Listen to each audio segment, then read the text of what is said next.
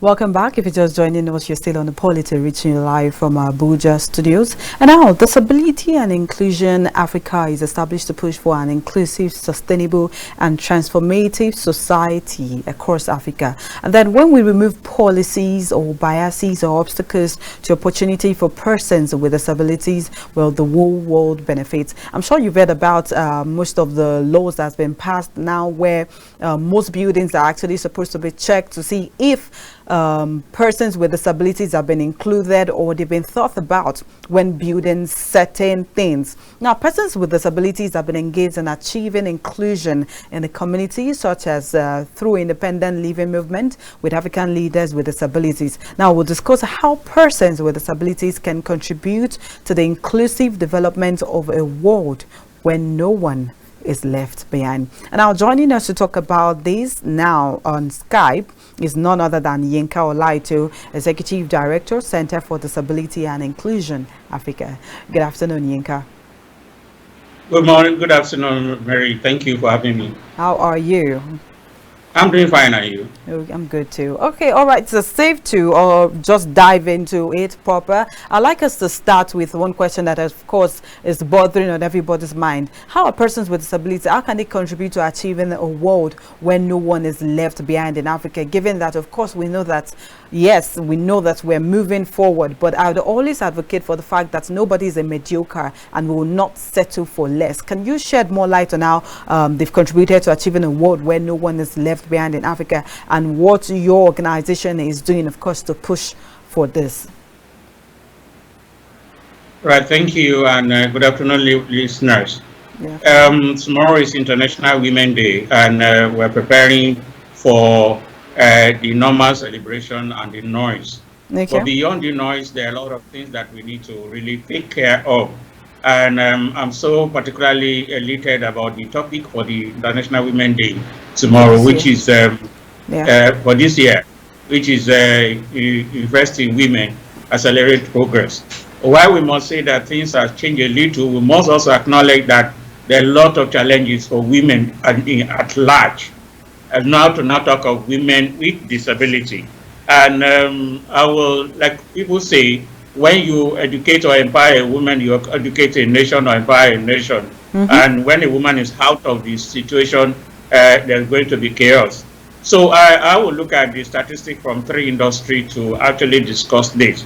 There's a report presently, newsroom, let's start with the media industry, that even in the media industry, 25%, 25.7% of women are leading the newsroom in Nigeria, compared to 74.3 of men. That means that these are women with disability. These are women without disability. So if the case of women without disability is like this, how much more with the case of women with disability? And in politics, it's also there in the industry. At presently, despite the affirmation of 35%, we only of Benji 35% affirmation of women. That is, those that are without disability, we only have 6.7% now. And even in the corporate environment, I need to set this background so that we can understand what we are fighting against or what we are really confronting. Within the corporate sector, we know that in Nigeria now things are changing, particularly in the banking industry. 1/3 of the CEO of banking industry are women. But the fact also remains that according to PwC report 2020, that is backed by World Economic Forum, about 64% of women are skilled. Only 33% of them are employed at the leadership position. That means there's a lot of discrimination out there that we need to talk of. And this is something that we're talking about, women without disability. When now comes to the women with disability, the statistics is even staggering and lower than that. And they have been left behind because people thought they are not relevant, people thought they are not part of life. And our environment also, our culture and social norms is not really helping matter. So the challenges are there for women with disability. And as we celebrate this International Women's Day tomorrow, we must call on the relevant actors why they must begin to invest in women, particularly women in disability, who are also capable and can maximize their potential when fully encouraged. Okay, I like that you mentioned the women disability in the workplace. On a scale of 1 to 10, how many of these people, or how many of the persons do we have in the workforce right now? Or let's say you just use a percentage. Yeah, if you look at percentage, is below zero. Is below zero, because in Nigeria we have about 27. Is below 0.1% as far as I'm concerned. I'm sorry, we can barely hear you. Can you? All right, let's go on this quick break. Physical disability could actually be, it doesn't have to. Let's go on this quick break. When we return, we'll continue the polity.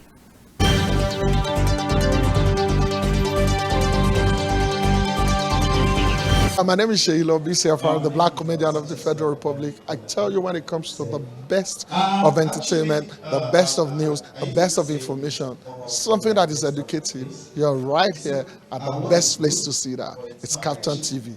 You know what? Increase the volume. Keep watching. Don't touch the dial, okay? It's your girl Yinka Blessing Sunday. I want you all to keep watching Captain TV. Please keep watching Captain TV. It is the best TV station in the country. They're doing an amazing job. Please do not touch the dial. Keep watching. Thank you. In a world where information is vital to every individual, a platform where technology is a medium to pass information, you can always catch up on all information written in the newspapers, even without having one. Join us on The Press. Reaching you live from the Abuja studios. On The Punch for this morning. The Blueprint newspaper, Nigerian Tribune this morning. As we give you information and opinions about current events and topical issues on politics, business, sports, entertainment, weather forecasts, and lots more in the local city, across all states, and across all countries. Showing daily on Star Times, Channel 124, 9 a.m. West African time, only on CAF.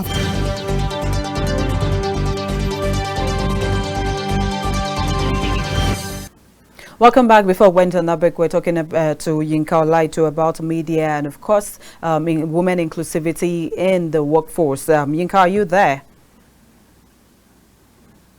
See me? Can you hear me? Yeah, we can hear you now. All right, you were saying something before we went on the break about the percentage of women in workforce. We're talking about women with disability in the Nigerian workforce. Please, can you shed more light on that? All right, women with disability in the workforce is very, very minimal, maybe 0.1%. But in terms of women in general, in the board, in the corporate board within Nigeria, we have like 33.3% of women at the corporate board level. Okay. And it has been recorded that we have like 60, the skilled worker in Nigeria, 64% of them are actually women. So why the disparity? Why is the 64 not potential not fully utilized? So and this is just for women without disability. When we now talk about women with disability, that becomes more challenging, and the data is very staggering. Is the problem we have now is that even in the media, there's systemic annihilation of the voices of women in the media coverage and issues that relate to women. More than that, there are patriarchal system that is still not fully erased from the system. Beyond that, the social and economic factors are there that is warring against women that do not allow them to be given their right position. There's, like I said, the reinforcement of patriarchal system is also a factor that is militating against women, whether they are with disability or without disability, and lack of significant others support. And I think that that is why this International Women's Day 2024 says that inspire inclusion. That means that somebody must be there to inspire women with disability or without disability, because every human being thrives when there's inspiration. What we have seen is that most of the significant others of women in Nigeria or maybe in Africa are not giving them enough support to make them thrive in the right environment because of the patriarchal system, where some men will feel that when their wife is better than them or they are doing well than them, it is possible that they will not no more obey or listen to them. So the challenge is there, the problem is there, but we must begin to inspire women to begin to act, because their potential can be maximally utilized when there is when they are inspired to be the best, when they are encouraged. And there's a lot of things to do. Inspire inclusion requires that every actor take their position. This includes government and non-state actors, and the family member of women should also, by all means, be there for them to encourage them to make sure that they are actually become the best that they can become. There's a possibility for women to thrive, and there's a lot of potential in them to become the best they can be. But the fact remains that we need the society must go down, or must reduce our patriarchal system, and even the media must be ready to help, because when you look at the statistic about newsroom leadership, like I said the first time, 25.7% of newsroom leadership is only controlled by men, as against 73. And when you break that down within the newsprint, it is also shown that women accounted only for 6.5% of leadership. Why are they not? And like I said, it has been given that 64% of skilled labor in Nigeria are women. Why are they not given the right thing? Why are they not encouraged to be the best? These are some of the things that we should begin to talk about. Okay, I like the fact that you've you hit the nail on there, because I was going to say, we're still fighting for equal and of course the same rights and access to most of these basic amenities, because we still have, of course, the social, cultural and economic problems where they feel like, oh, women are meant to be in the kitchen. Do you feel that there are policies that should be put in place aside for women, and talk about inclusivity for persons with disabilities when it comes to Nigerian workforce, and not just workforce, the media particularly? Yeah, there are policy in place when you talk about, because if you look at DAPTA Act, which is Discrimination Against Person with Disability 2018, that was endorsed by the president, at least there should be 5% allocation to person with disability, either men or women. So the policy is there, it's just that we're not actually we're not implementing them.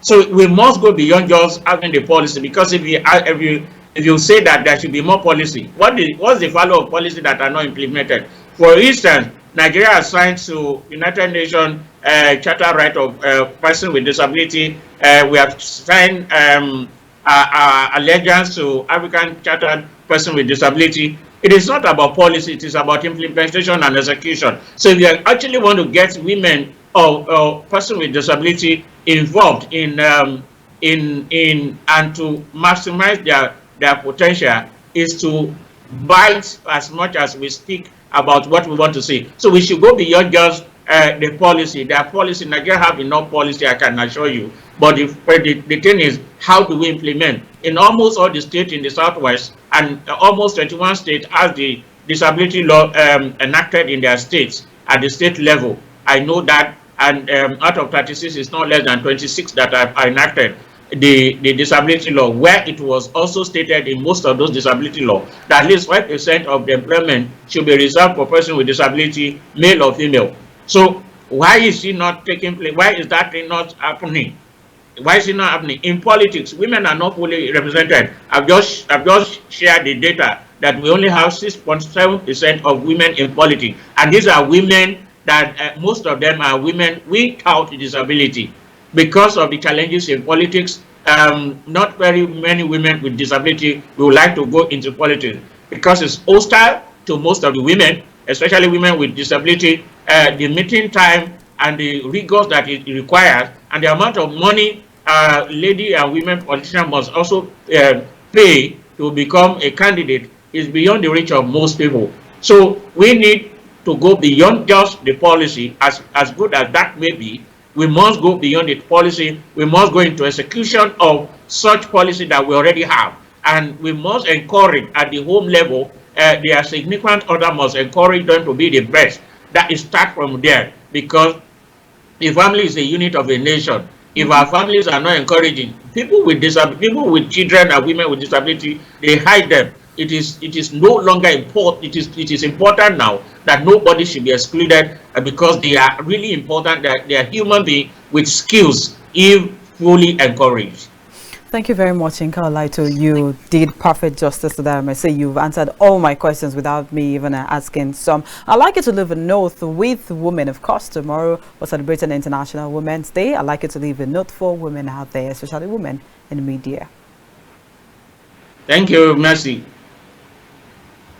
All right, viewers at home, we would... Okay, can you hear me? Okay, let me send a note that women out there, as we mark the International Women's Day, especially women with disability, go out there and become the best. All right, looks like the network would always play a fast one on us. Thank you very much, Yinka Olaitan. If you can view us or if you can hear us right now. We'll go on this quick break. After the break, we'll be joined by, of course, a lawyer, and we'll still be talking about tomorrow's International Women's Day and, of course, some other issues bothering on the polity. Stay tuned.